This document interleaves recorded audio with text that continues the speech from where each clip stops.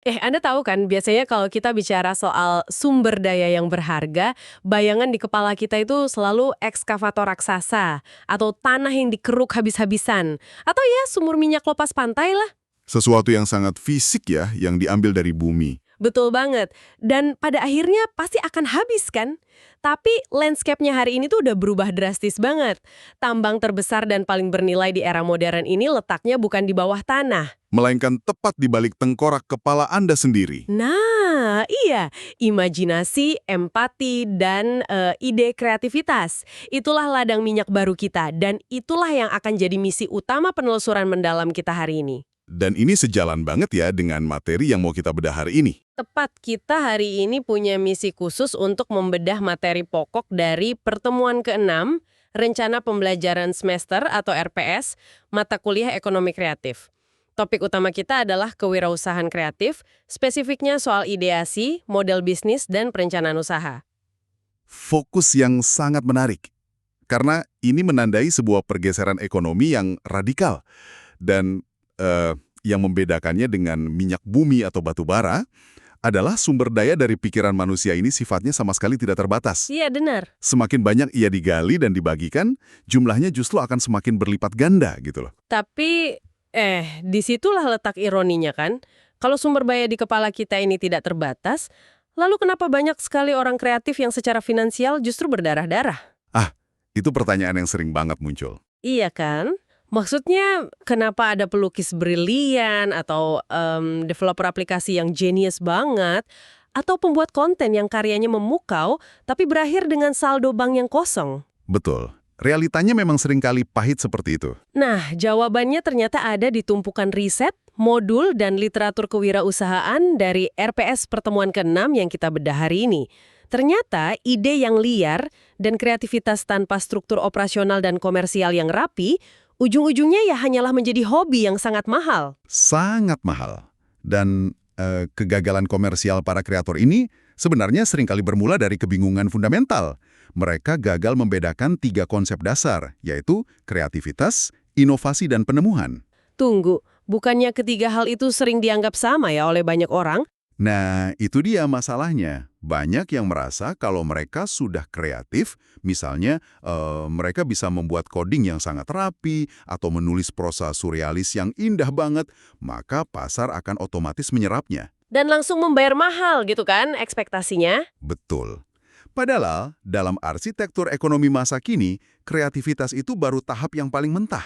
Oke, mari kita bedah ini. Saya selalu melihat proses ini tuh kayak industri perminyakan. Menarik, coba gimana tuh analoginya? Gini, kreativitas itu adalah bahan bakar mentahnya.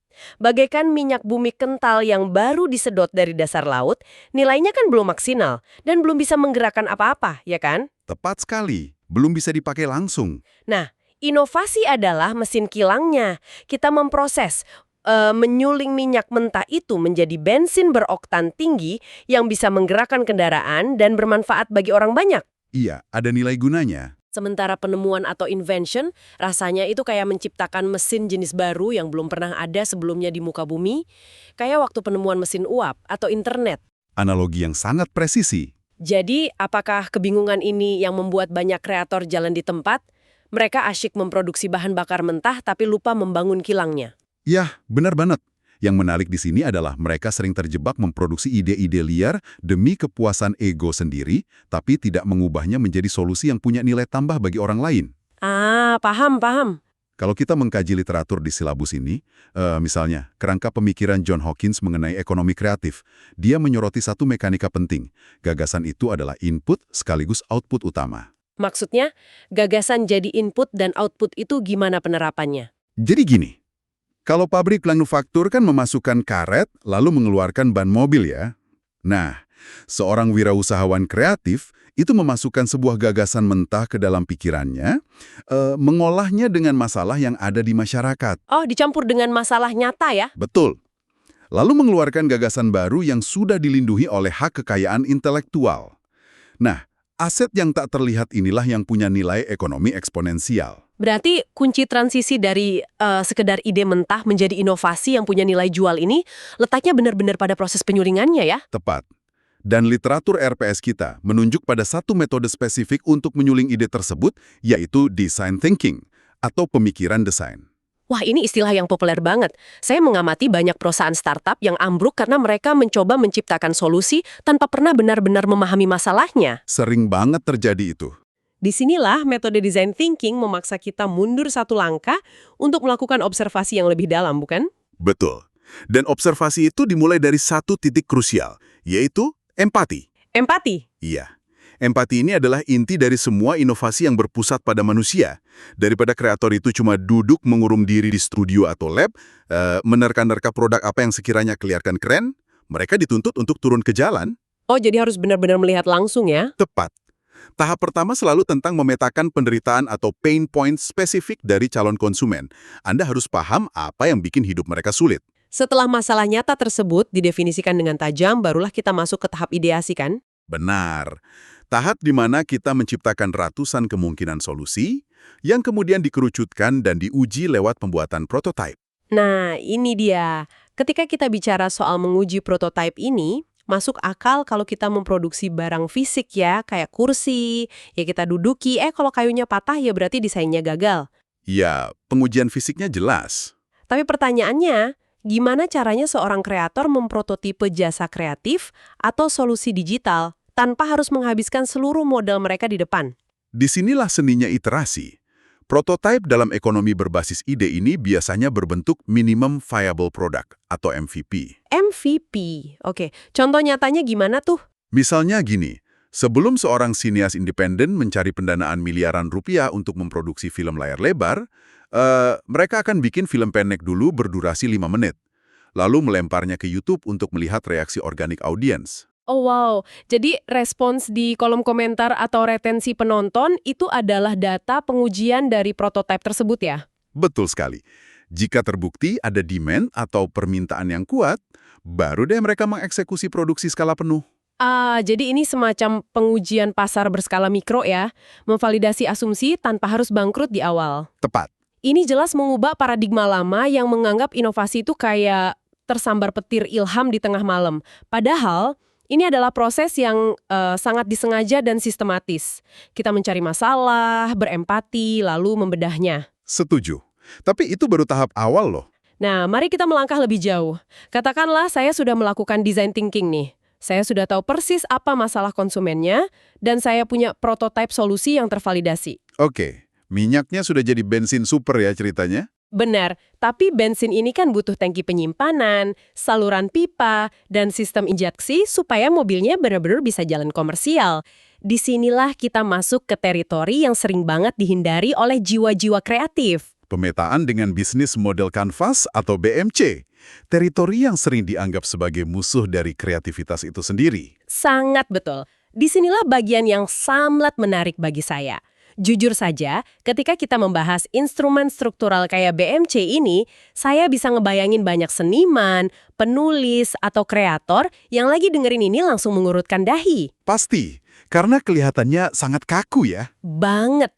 Di atas kanvas itu kan ada 9 blok yang harus diisi dengan hal-hal teknis. Ada key partners, cost structure, revenue streams. Bagi mereka yang terbiasa bekerja dengan intuisi, embel-embel kanvas bisnis ini terasa terlalu birokratis. Iya, terlalu administratif kelihatannya. Nah, makanya saya mau nanya sebagai perwakilan pendengar nih. Kenapa orang kreatif harus repot-repot memikirkan hal struktural dan operasional seperti ini? Bukankah memaksa ide organik ke dalam 9 kotak ini justru membunuh spontanitas sang kreator? Itu protes historis yang selalu dilemparkan oleh kaum Puritan dalam seni sebenarnya. Nah kan, tidakkah kerangka bisnis seperti ini perlahan mengubah sebuah karya seni atau idealisme murni menjadi sekedar produk massal pabrikan yang hilang jiwanya? Ketakutan itu wajar, ketakutan bahwa komersialisasi akan mereduksi nilai estetika. Tapi, kalau kita melihat anatomi bisnis kreatif yang berhasil secara jangka panjang di RPS ini, cara pandangnya harus dibalik. Dibalik gimana tuh maksudnya? BMC itu bukanlah cetakan besi yang mengungkung karya Anda. BMC adalah arsitektur pelindung yang memastikan karya Anda bisa terus hidup dan menjangkau orang tanpa Anda harus kelaparan. Wah, arsitektur pelindung. Menarik. Coba kita bedah 2 blok paling sentral yang saling berhadapan dalam BMC, yakni value proposition atau nilai manfaat dan customer segments atau segmen pelanggan. Disinilah sebenarnya dialog paling harmonis antara idealisme seni dan realitas pasar itu terjadi. Oke, mari kita elaborasi bagian dialog itu. Karena seringkali yang saya lihat di lapangan nih, kreator pemula itu punya value proposition yang sangat egois. Egois seperti apa biasanya? Argumen mereka selalu gini, saya bikin karya ini karena saya menyukainya. Lalu, secara naif, mereka berharap customer segments-nya adalah semua orang di seluruh dunia. Dan disitulah letak resep kehancuran sebuah usaha kreatif. Betul kan? Ya, menggunakan value proposition canvas secara spesifik itu menuntut kreator untuk meletakkan egonya sejenak. Lalu memetakan apa saja keuntungan fungsional atau emosional yang diharapkan konsumen. Ya, yang kita sebut gains, dan apa saja yang memicu rasa frustrasi konsumen atau pains. Lalu di mana letak idealismenya kalau kita harus terus menuruti maunya konsumen? Idealisme Anda sebagai kreator diletakkan pada cara pandang unik Anda dalam menciptakan solusi penawar rasa sakit atau pain relievers tersebut. Oh, oke. Jadi, esensi seni Anda tetap utuh, tetapi format kemasannya, bahasa komunikasinya, dan cara penyampaiannya disesuaikan dengan siapa spesifiknya yang akan mengonsumsi karya itu. Saya mulai melihat celahnya nih. Berarti kalau saya misalnya seorang musisi indie yang sangat memegang teguh genre musik niche saya, komposisi lagunya sendiri tidak perlu saya kompromikan agar terdengar mainstream dong. Sama sekali tidak perlu. Tapi BMC memaksa saya berpikir taktis. Apakah saya mendistribusikan album ini lewat piringan hitam edisi terbatas seharga jutaan rupiah untuk komunitas kolektor audiophile? Yang berarti customer segments Anda sangat spesifik ya? Benar, dan revenue stream saya jadi bernilai premium. Atau, pilihan kedua, saya sebarkan di platform streaming massal dengan model freemium. Karyanya persis sama loh, tapi mesin uang dan cara kerjanya beda bumi dan langit. Sebuah skenario pemetaan yang luar biasa tepat. Dan dari satu keputusan distribusi itu, kotak-kotak operasional di sisi lain kanvas akan langsung menyesuaikan diri. Ah, iya juga ya. Kalau Anda memilih rute piringan hitam premium tadi, maka blok key partners Anda adalah pabrik vinyl spesialis dan toko musik independen. Kalau rute streaming massal, key partnersnya berubah jadi agregator digital ya? Tepat. Tanpa pemetaan visual ini, musisi tersebut mungkin akan menghabiskan seluruh tabungannya untuk memproduksi vinyl mahal, tapi malah mencoba menjualnya ke anak usia belasan tahun yang terbiasa mendengar musik gratisan. Wah, itu sih bakal terjadi mismatch yang berujung kebangkrutan ya. Jadi, alih-alih membunuh seni, struktur operasional ini justru menyelamatkan seniman dari jurang kebangkrutan. Betul, yang pada akhirnya memberikan mereka kebebasan finansial untuk terus berkarya sesuka hati. Ini ngebuka mata kita banget pada fakta bahwa wirausahawan kreatif bukanlah entitas yang anti seni. Mereka adalah seniman yang tahu bagaimana mendanai seni mereka sendiri. Tapi ngomong-ngomong soal pendanaan dan arus kas ya. Ya, gimana tuh? Saya masa ada satu titik buta terbesar bagi wirausahawan pemula. Mereka seringkali terlalu sibuk memikirkan cost structure untuk menyewa alat atau beli bahan baku. Tapi mereka lupa bahwa aset paling mahal yang mereka miliki justru wujudnya tidak terlihat. Saya tahu kemana arah pembicaraan ini. Aset hak kekayaan intelektual atau HKI kan? Betul. Ini adalah pondasi mutlak dalam ekonomi yang digerakkan oleh ide. Banyak banget desainer grafis atau penulis lepas memposisikan diri mereka di blok revenue streams, itu sekedar sebagai penyedia jasa bayar per jam. Iya, mereka mendesain logo, ngirim filenya, dibayar, lalu ya udah siklusnya selesai. Padahal, kalau mereka memahami struktur bisnis kekayaan intelektual, mereka bisa menggeser model bisnisnya secara radikal loh. Gimana contoh pergeserannya? Mereka bisa menciptakan sebuah karakter visual yang unik, lalu mendaftarkan hak ciptanya. Setelah itu, mereka menjual lisensi penggunaan karakter tersebut ke berbagai merek baju, perusahaan mainan, atau produsen makanan. Oh wow, kerja mendesainnya cuma dilakukan satu kali di awal ya? Iya, tapi pembayarannya mengalir berkali-kali sebagai royalti, bahkan ketika mereka sedang tidur. Itulah perbedaan esensial antara menjadi pekerja kreatif dan wirausahawan kreatif ya. Nah, sekarang peta bisnis kita udah tergambar nih. Kereta kreativitas kita udah punya mesin inovasi dan berjalan di atas rel BMC yang solid. Tapi rel yang terlihat lurus di atas kertas kan belum tentu mulus di dunia nyata. Nah, itu dia. Setelah punya peta, saatnya turun ke lapangan nyata. Tapi peta kan tidak bisa memprediksi badai ya. Di luar sana ada pergerakan tren, perubahan regulasi, ada kompetitor raksasa. Disinilah wirausahawan butuh alat navigasi tambahan kan? Ya, dan di dalam silabus kita ini, radar navigasi yang paling tangguh untuk memindai medan pertempuran adalah analisis SWOT. Strengths, weaknesses, opportunities, dan threats ya. Betul. Tapi di era Society 5.0 seperti sekarang ini, di mana ruang fisik bertabrakan dengan ruang virtual dan teknologi AI, cara kita membaca radar SWOT ini juga harus ikut berevolusi. Setuju. Jadi, apa arti dari semua ini bagi Anda, para pendengar? SWOT ini ibarat kita mau mendaki gunung. Kita harus jujur mengecek kondisi fisik kita sendiri, itu kekuatan dan kelemahan. Sambil melihat prediksi cuaca di luar sana, yaitu peluang dan ancaman. Analogi yang pas banget. Apalagi disrupsi hari ini tidak lagi cuma datang dari kompetitor di ruko sebelah loh. Bener, disrupsi sekarang datang dari algoritma. Misalnya nih, seorang fotografer komersial mungkin merasa kekuatannya ada pada teknik pencahayaan studionya yang sempurna, Tapi ancaman terbesarnya saat ini bukan studio foto saingan, melainkan generative AI yang bisa bikin foto hiperrealistis cuma pakai teks. Nah, gimana wirausahawan kreatif secara real mempraktekkan navigasi SWOT ini biar bisnis mereka nggak tenggelam di sapu ombak teknologi? cara paling praktisnya adalah menggunakan SWOT untuk menyusun strategi defensif dan ofensif yang diikat silang. Diikat silang di mana tuh? Dalam kasus fotografer tadi, ancaman eksternal berupa kemajuan AI itu kan mutlak, nggak bisa dihentikan. Jadi, alih-alih panik, sang fotografer harus melihat kembali ke blok strengths internalnya. Oh, mencari apa yang AI nggak bisa lakuin. Tepat, apa kekuatan fundamental manusiawi yang nggak bisa direplikasi oleh mesin? Jawabannya ada pada jaringan relasi personal, sentuhan empati, dan kemampuan menangkap momen emosional yang spontan, seperti ketegangan di belakang panggung acara pernikahan gitu loh. Genius. Jadi mereka nggak melawan efisiensi teknologi, melainkan memposisikan ulang value proposition mereka di area yang spesifik. Dari yang awalnya jualan gambar tajam, bergeser jualan pengalaman emosional. Betul. Ini membuat SWOT benar-benar berfungsi sebagai tuas kemudi, bukan sekedar dokumen presentasi yang marti. Nah, untuk melihat gimana tuas kemudi ini dipakai di level makro, saya ingin kita membedah anatomi bisnis dari contoh nyata di modul kita. Contoh yang pertama, Gojek. Kasus yang sangat klasik tapi selalu relevan. Iya kan? Kalau kita amati kerangka berdirinya raksasa ini, Gojek sebenarnya sama sekali tidak menciptakan teknologi transportasi baru loh. Motor bebek udah ada jutaan, ojek pangkalan juga ada di setiap tikungan. Tapi yang mereka lakukan adalah membongkar value proposition yang bermasalah selama bertahun-tahun di masyarakat perkotaan. Nah, coba bedah dari kacamata design thinkingnya Gojek tadi. Secara empiris, ekosistem ojek konvensional sebelum ada Gojek itu dipenuhi oleh pains atau penderitaan sistemik untuk kedua belah pihak. Penumpang dan pengemudi ya? Iya. Penumpang menderita karena harga tawar-menawar yang nggak transparan dan ketersediaan ojek yang nggak pasti saat hujan.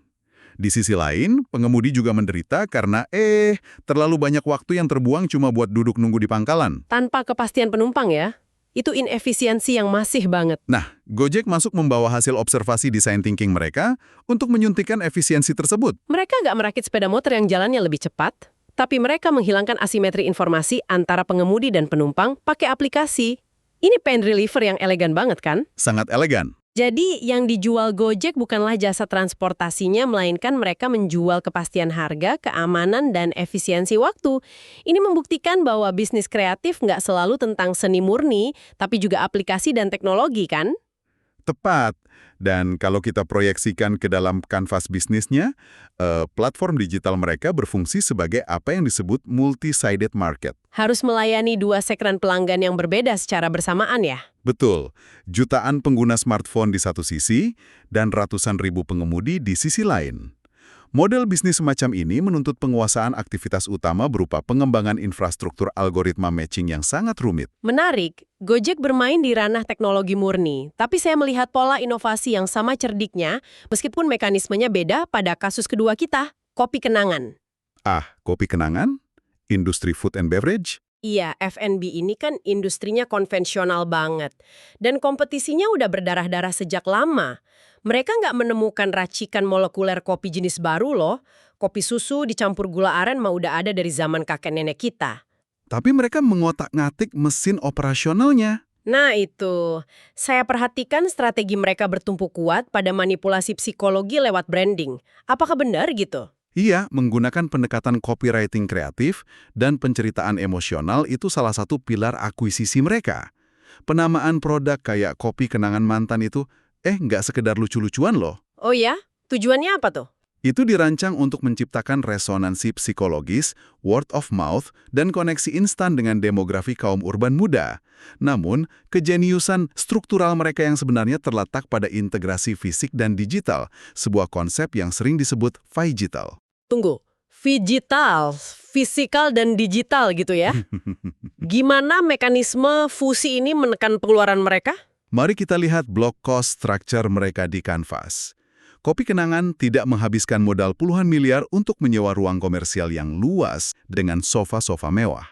Kayak yang dilakuin jaringan kedai kopi global asal Amerika itu ya? Betul, format gerai mereka difokuskan pada grab and go.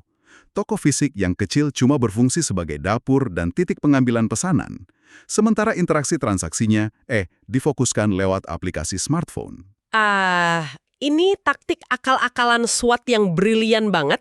Kelemahan awal berupa kurangnya modal untuk menyewa tempat premium yang besar justru dibalik dan diubah menjadi kekuatan. Iya, berupa fleksibilitas operasional, biaya sewa yang sangat kecil, dan sirkulasi transaksi harian yang tinggi banget. Mereka sukses mengawinkan warisan budaya lokal dengan efisiensi bergaya tech startup ya. Nah, ada satu lagi kasus yang menurut saya mekanismenya paling radikal nih. Batik fraktal. Oh, ini perpaduan yang sangat unik. Iya kan? Pembuatan kain batik itu secara filosofis sangat lekat dengan budaya yang lambat, kerajinan tangan manual, dan spiritual. Lalu tiba-tiba ada wirausahawan yang menyuntikkan algoritma matematika ke dalamnya, gimana mereka lakuin itu tanpa merusak esensi seni batiknya.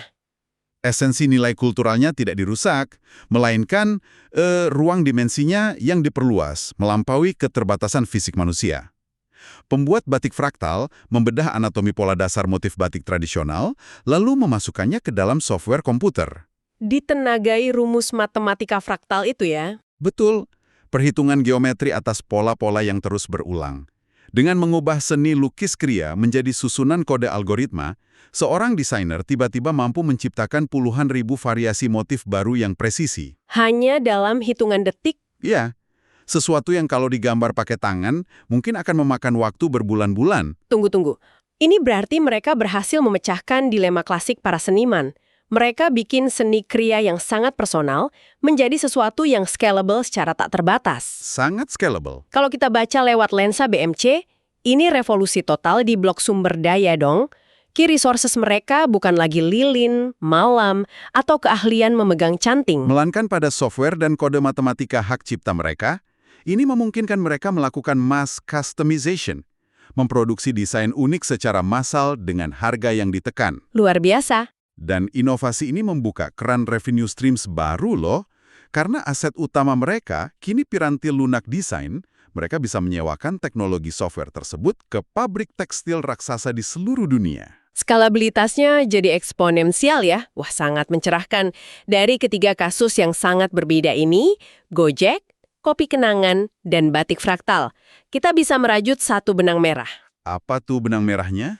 Kesuksesan mereka sama sekali bukan karena mereka tiba-tiba dapat ilham dari langit, tapi lahir dari eksekusi metodologis yang sengaja dirancang untuk menambal pain points di pasar. Iya, dengan memanfaatkan kekuatan lanskap teknologi. Tapi, ini memancang satu pertanyaan reflektif untuk Anda. Melihat kesuksesan Gojek atau Batik Fraktal, mana yang sebenarnya lebih krusial? Apakah ide awal yang jenius, atau eksekusi rapi lewat pemetaan model bisnis tadi, atau ada pilar tak terlihat di sekeliling mereka? Jika kita kaitkan dengan gambaran besarnya, sebuah model bisnis yang dirancang paling jenius sekalipun pasti mati kalau dilempar ke ekosistem yang gersang. Maksudnya butuh dukungan dari luar gitu? Betul. Ia ditopang oleh ekosistem makro, pilar institusi atau regulasi, kemajuan infrastruktur teknologi, SDM, dan lembaga keuangan. Coba lihat Gojek lagi. Algoritma mereka nggak akan berguna kalau saat itu infrastruktur telekomunikasi negara belum mendukung jaringan internet mobile yang murah. Bener juga ya. Dan pilar institusi regulasi juga megang kendali hidup dan mati kan? Seingat saya awal-awal inovasi transportasi ini sempat bergesekan hebat dengan regulasi pemerintah loh. Sangat. Kalau saat itu otoritas bersikeras melarang keras roda 2 sebagai kendaraan komersial, sebesar apapun modal dari investor, ya inovasi tersebut pasti layu sebelum berkembang. Mata Anda harus terus memindai pergerakan ekosistem makro di sekitar Anda. Tepat.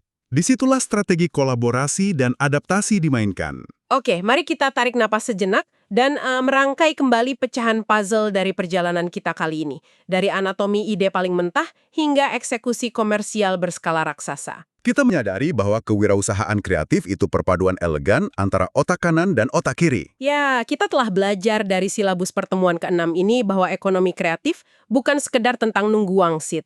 Rutenya logis banget. Dimulai dari empati terhadap penderitaan konsumen lewat design thinking, Lalu dirakit secara hati-hati ke dalam arsitektur operasional bernama Business Model Canvas. dan akhirnya diuji pakai radar SWOT biar tangguh di era Society 5.0. Dan pesan terpentingnya adalah, komersialisasi bukanlah melacurkan karya Anda. Komersialisasi justru memberi Anda amunisi dan kebebasan finansial untuk terus berkarya. Betul. Nah, sumber-sumber kita hari ini menegaskan bahwa ide adalah sumber daya alam era baru yang tak akan pernah kering. Tapi coba renungkan ini sejenak. Berapa juta ide brilian di luar sana yang akhirnya hanya menguap di udara karena sang kreator nggak pernah memetakannya ke dalam kanvas bisnis? Banyak banget pasti. Makanya, setelah dengerin diskusi ini, coba deh lihat satu masalah kecil yang Anda hadapi hari ini dan tanyakan pada diri Anda.